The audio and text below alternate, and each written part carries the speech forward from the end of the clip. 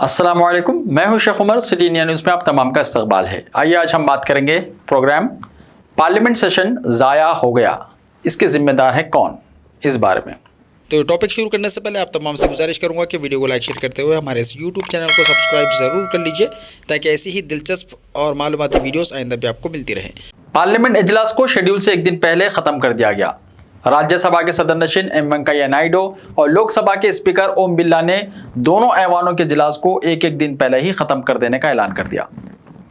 Parliament इजलास 29 नवंबर से शुरू हुआ था और इसे 23 दिसंबर तक काम करना था, ताहम इसे शेड्यूल से एक दिन पहले ही ख़त्म कर दिया गया।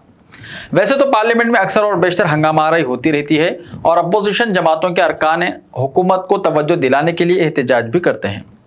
हुकूमत इन अरकान की तशवीश और सवालात की समाअत करते हुए इन्हें तशफ़्फ़ी बख्श जवाब देती है। ताहम हालिया बरसों में देखा गया है कि पार्लियामेंट के दोनों ही ऐवानों में मनमानी अंदाज से काम चलाया जा रहा है।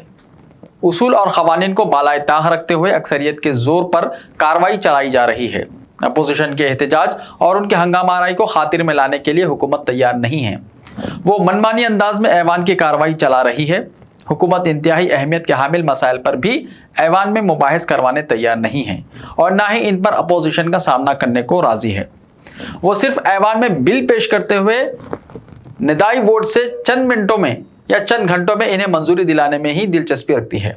हिंदुस्तानी पार्लिमानी जमहूरियत की ये रिवायत रही है कि ऐवान में बिलों को पेश किया जाता है, इन पर सैर हासिल बहस किए जाने के बाद अपोजिशन की जानिब से तरामीम और तदावीज़ पेश की जाती है। पार्लिमानी कमेटियां इनका जायजा लेती हैं और फिर इन्हें ऐवान में मंजूरी दिलाई जाती है। ऐवान में मुबाहिस काफ़ी तवील भी हुआ करते थे, लेकिन अब ये सारी रविश बदल दी गई है। अपोजिशन अरकान अगर ऐवान में किसी गलत रवैये के मुर्तकिब होते हैं तो इनके खिलाफ कार्रवाई भी होती है, लेकिन फिर इन्हें सरजनिश करते हुए इन्हें ऐवान की कार्रवाई में शामिल किया जाता था। लेकिन मौजूदा हुकूमत मुल्क की पार्लिमानी जमहूरियत की रिवायतों को भी खातिर में लाने के लिए तैयार नहीं है। ऐवान ज़ेरी या लोकसभा में फिर भी कुछ कार्रवाई हुई और कुछ काम किया गया, लेकिन राज्यसभा की कार्रवाई हंगामाराइयों की नज़र हो गई। हुकूमत मुसलसल अक्सरियत के जोर पर काम कर रही है। गुज़िश्ता पार्लिमानी सेशन में गैर शाइस्ता बर्ताव पर अपोजिशन के 12 अरकान को मुअत्तल कर दिया गया और इनकी मुअत्तली बर्खास्त करने को हुकूमत बिल्कुल तैयार नहीं हुई। मुल्क की जमहूरी रिवायत की पासदारी करते हुए हुकूमत को इन अरकान को ऐवान में बहाल करना चाहिए था। इनके साथ बातचीत करते हुए लचकदार रवैया अख्तियार किया जा सकता था, लेकिन हुकूमत ने ऐसा करने की बजाय मंगल के इजलास में तृणमूल कांग्रेस के एक और रुकन डेरिक ओ ब्रायन को भी मुअत्तल कर दिया। इस तरह हुकूमत ने यह पैगाम दिया है कि वो अपोजिशन को भी खातिर में लाने के लिए तैयार नहीं है। हालांकि अपोजिशन के अरकान भी ऐवान के लिए मुंतखब होकर आए हैं।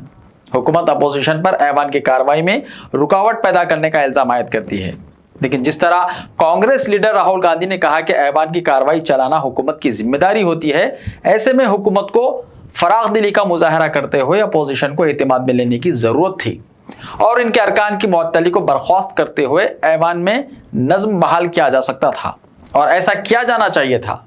लेकिन नरेंद्र मोदी हुकूमत ऐसा करने को बिल्कुल तैयार नहीं हुई। अपोजिशन ने तो अपने अरकान के लिए एहतजाज किया, लेकिन हुकूमत ने इसको खातिर में नहीं लाया और पार्लियामेंट का वक़ार मुतासिर हुआ है।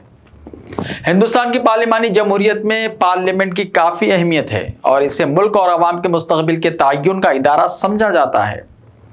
यहाँ मुल्क की इंतहाई अहम तरीन पॉलिसियाँ तैयार की जाती हैं और सबसे बड़ा इदारा है। इसके बावजूद यहाँ हंगामाराई और गहमा गहमी की कैफियत में सेशन मुनक्किद किए जा रहे हैं और अक्सरियत के जोर पर कार्रवाई चलाई जा रही है।